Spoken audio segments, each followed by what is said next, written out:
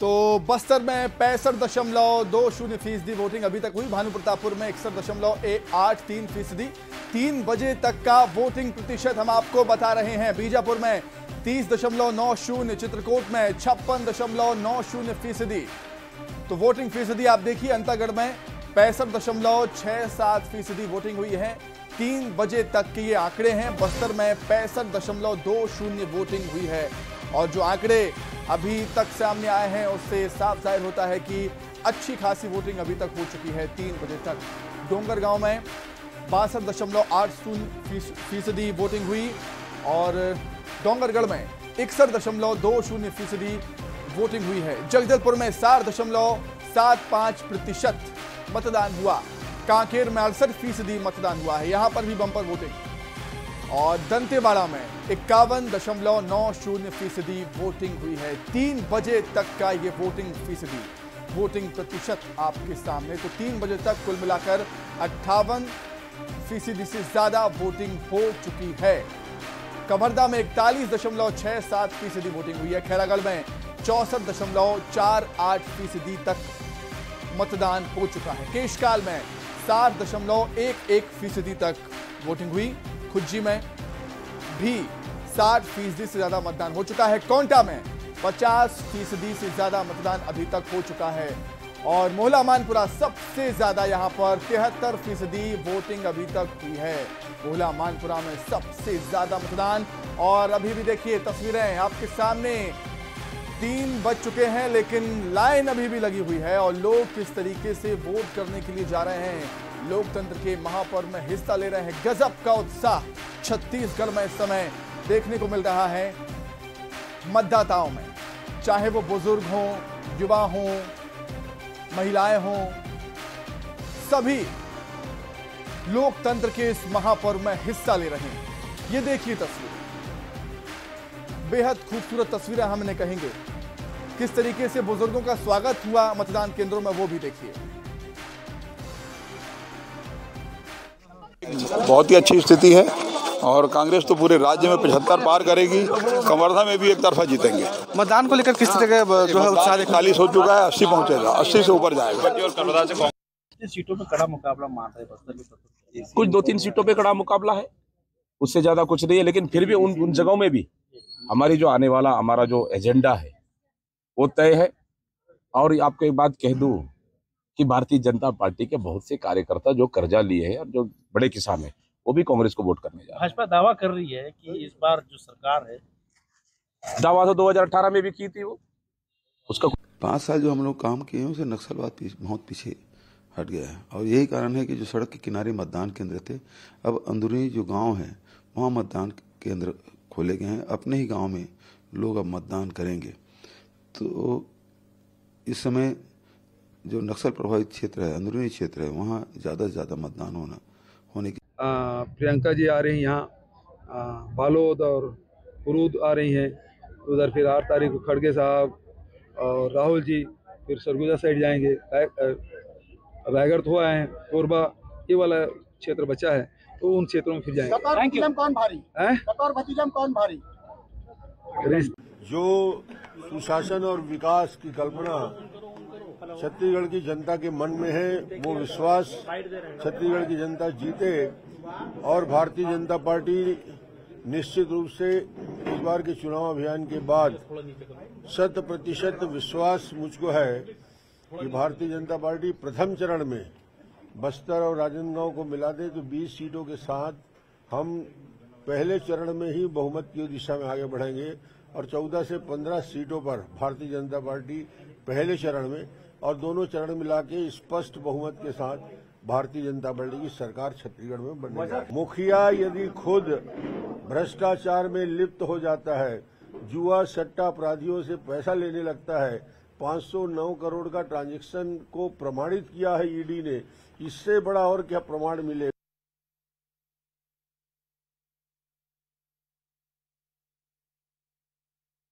तस्वीरें आप देखिए और काफी उत्साहित लोग नजर आए। दिग्गजों ने भी वोट डाले हैं। कांग्रेस प्रत्याशी मोहन मरकाम ने मतदान किया, केदार कश्यप ने भी वोट डाले और निर्दलीय प्रत्याशी भी हैं कई, जैसे मनीष कुंजाम, लता उसेंडी ने वोट डाला है। बीजेपी के प्रत्याशी। और आपको बता दें विक्रम उसेंडी ने भी मतदान किया, तो दिग्गज भी मतदान करने के लिए पहुंचे। बीजेपी नेता अभिषेक सिंह ने भी मतदान किया। यशोदा वर्मा कांग्रेस प्रत्याशी वो भी वोट करने के लिए पहुंची और चैतराम अटामी भी वोट करने के लिए पहुंचे हुए थे।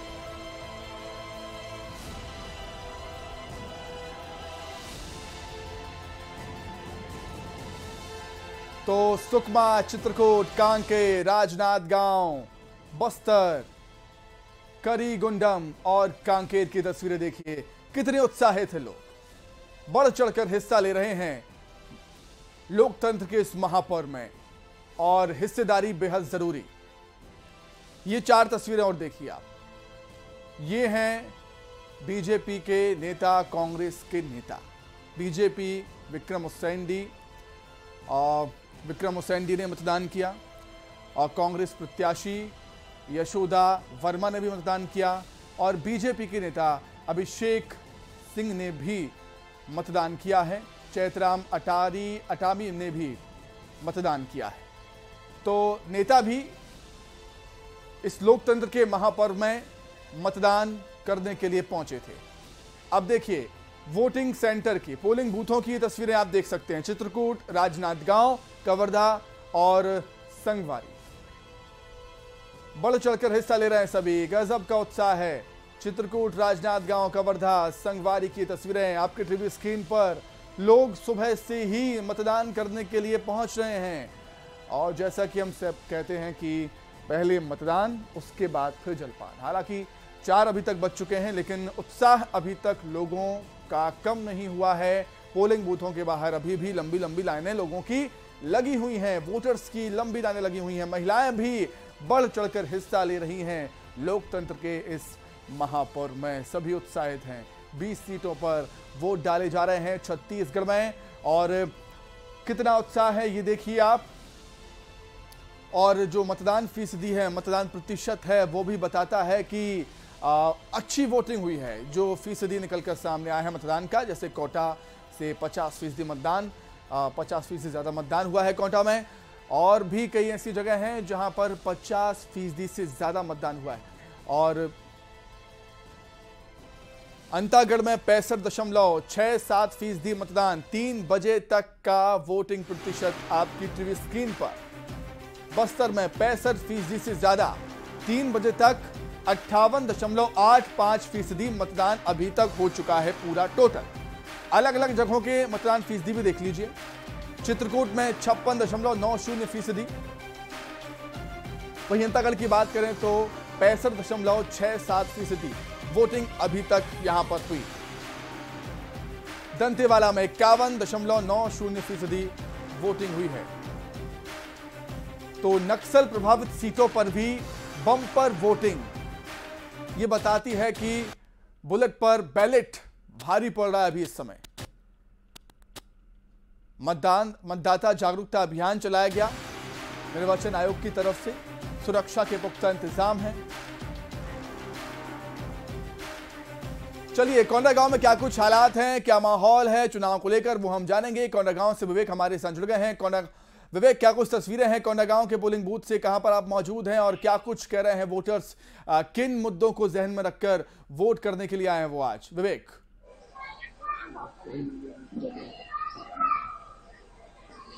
देखिए आशीष जी, जिस तरीके से 3 बजे तक मतदान होना था, पर 3 बजे के बाद भी यहाँ पर लंबी लाइन लगी हुई थी और अभी धीरे धीरे लाइन खत्म वोटरों की संख्या कम होती गई है। पर 4 बजे तक स्थिति ये थी कि यहाँ पर लाइन बड़ी लंबी थी और सबसे ज्यादा महिला वोटर्स यहाँ पर सामने नजर आ रहे थे।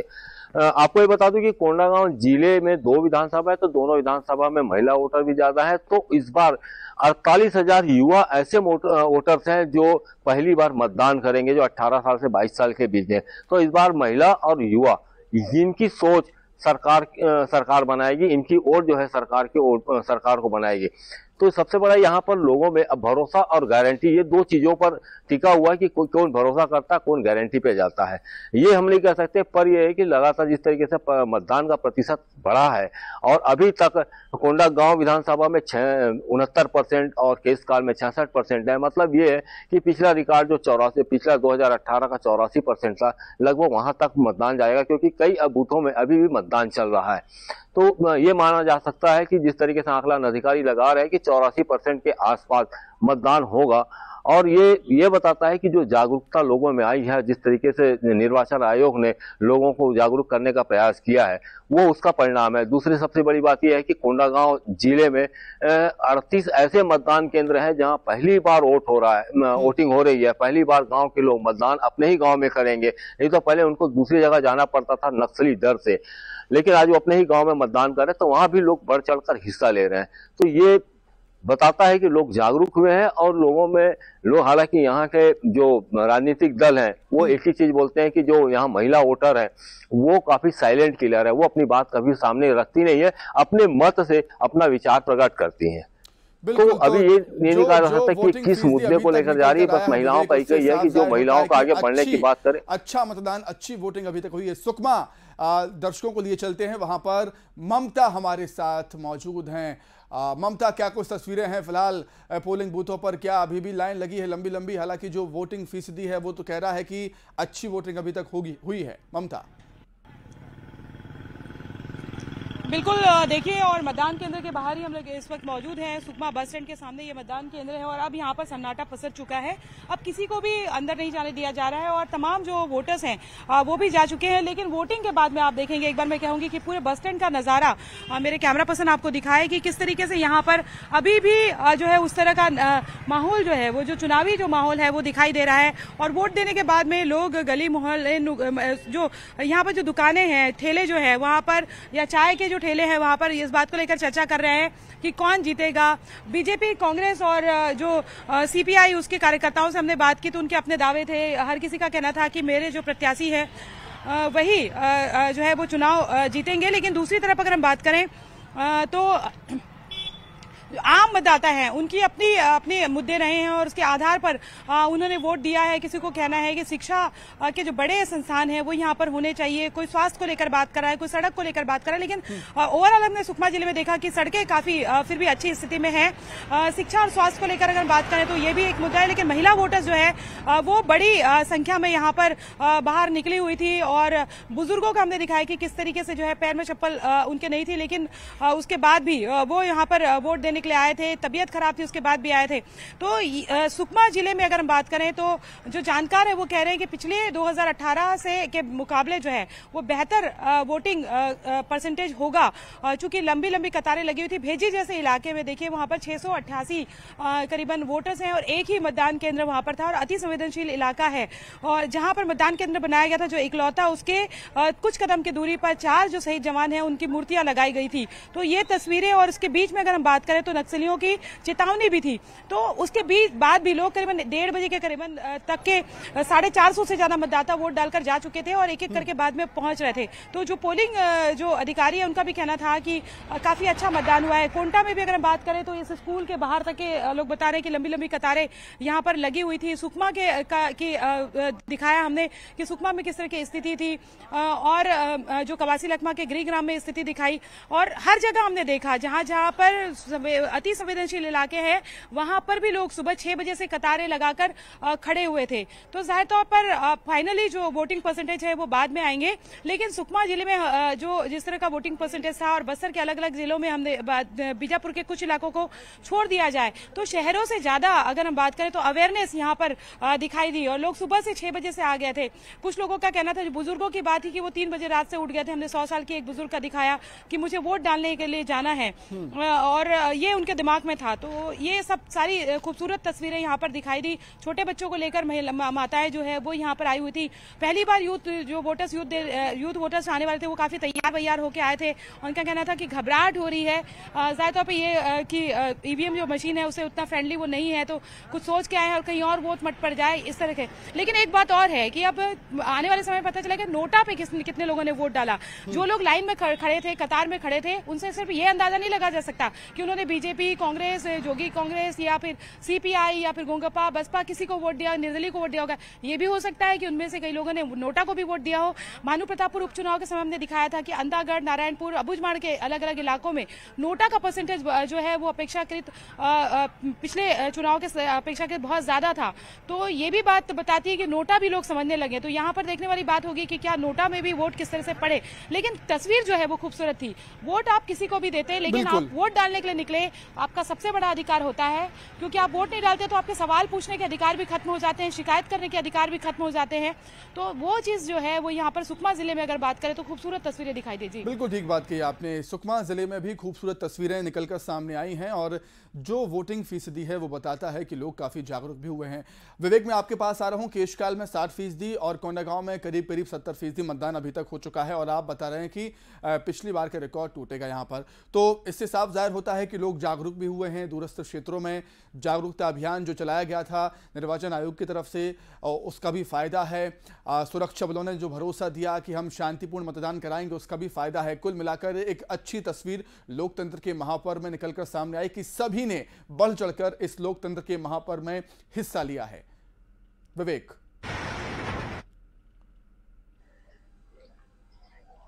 जी हाँ, जिस तरीके से लगातार मतदान, जैसे आज सुबह मतदान शुरू हुआ और मतदान 7 बजे से होना था, पर उसके पहले लोगों ने लाइन लगा दी थी, तो वो बता रहा था कि लोगों में जागरूकता आई है और लोग अपने मताधिकार और लोकतंत्र के महापर्वों को पूरा करना चाहते हैं और अपने मताधिकार का उपयोग करना चाहते हैं। उसके बाद जैसे 3 बजे के बाद मतदान खत्म हुआ, समय पूरा हुआ, उसके बाद भी मतदान करने के लोगों की लंबी लाइन लगी रही। अभी भी कई वोटर ऐसे हैं जो बाहर खड़े थे, क्योंकि सुबेरे की भीड़ को देखकर बाहर चले गए थे और वो समय पर नहीं पहुंच पाए। तो ये हुआ कि हुजूर आते आते देर कर दी और उनके लिए गेट बंद हो गया।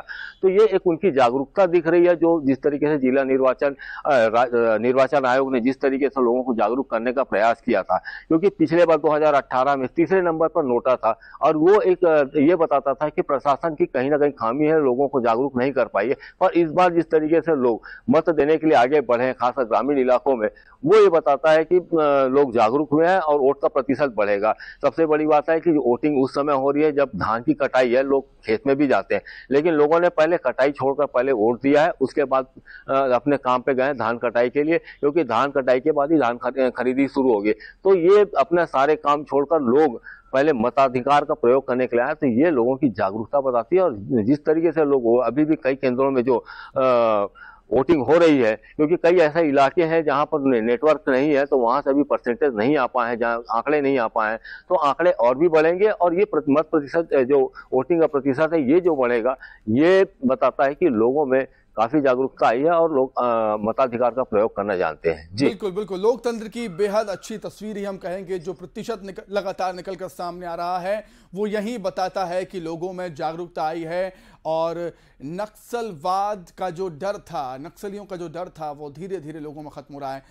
ममता, मैं आपके पास फिर से लौटूंगा। जिन 20 सीटों पर आज वोट डाले जा रहे हैं और उनमें कई ऐसे क्षेत्र हैं जो नक्सल प्रभावित कहे जाते हैं, घोर नक्सल प्रभावित कहे जाते हैं, लेकिन अभी तक जो परसेंटेज निकलकर सामने आया है उससे हम साफ कह सकते हैं कि बुलेट पर बैलेट अभी तक तो भारी पड़ता हुआ नजर आया। ममता, बिल्कुल, देखिए हमने भेजी की तस्वीर दिखाई कि भेजी में किस तरह से 1:30 बजे तक के जो 688 वोटर्स हैं उसमें से करीबन 500 के करीब वोटर्स जो है वो वोट डाल के जा चुके थे। और दूसरी तरफ अगर हम बात करें तो नागाराज की हमने तस्वीर दिखाई और इसके अलावा अलग अलग जो जगह की हमने दोरनापाल के में तस्वीर दिखाई, कई अति संवेदनशील इलाकों में दिखाई। हमने किस तरह से देखा कि बहुत ज्यादा सिक्योरिटी के बीच में लोग वोट डालने के लिए पहुंचे थे। 10-10 किलोमीटर, 1-1 किलोमीटर, 2-2 किलोमीटर लोग चल के आए थे, 10 किलोमीटर से लोग ऑटो से आए थे और वो लोग थे जिनके पैरों में चप्पलें भी नहीं थी। तो कहीं ना कहीं ये बताता है कि किस तरह से जागरूकता भी लोगों में आई।